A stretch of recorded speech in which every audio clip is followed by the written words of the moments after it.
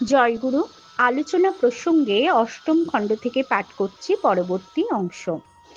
কথা প্রসঙ্গে শ্রী শ্রী ঠাকুর বললেন, যাজন করতে গিয়ে সবার সঙ্গে এক ধাঁজে কথা বললে ঠিক হয় না। কার রিসিভিং ক্যাপাসিটি অর্থাৎ গ্রহণ ক্ষমতা কতখানি সেইটি আঁচ করে নিয়ে কথা বলতে হয়। আবার ভালো ব্রেন অর্থাৎ মস্তিষ্ক থাকলেই যে সবসময় ভালো কথা ধরতে পারে তা কিন্তু নয়।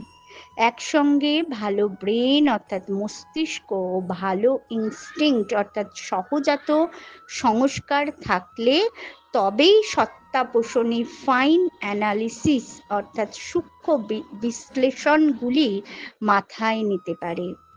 যার প্রকৃতি ও চাহিদা যেমনতর, সে তেমনতর জিনিসেরই সমর্থন খোঁজে।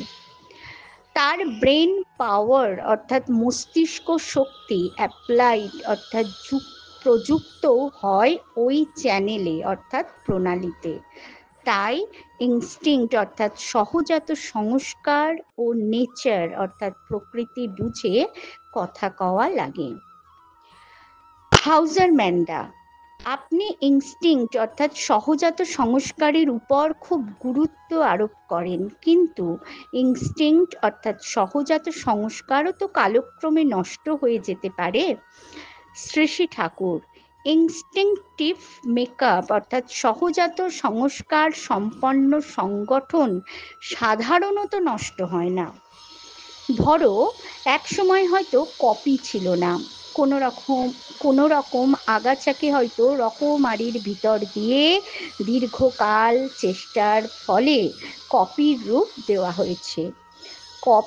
কপিত্ব স্টেবল অর্থাৎ স্থায়ী হয়ে প্রতিষ্ঠিত হবার পর নার্চার অর্থাৎ পোষণের অভাবে কপি খারাপ হতে পারে, কিন্তু আগাছায় ফিরে যাওয়া প্রায় সম্ভব নয়।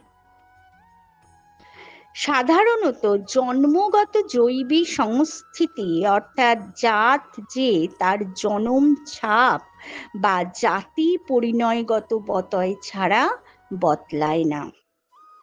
সাধারণত জন্মগত জৈবিক সংস্থিতি অর্থাৎ জাত যে তার জনম ছাপ বা জাতি পরিণয়গত বতয় ছাড়া বদলায় না।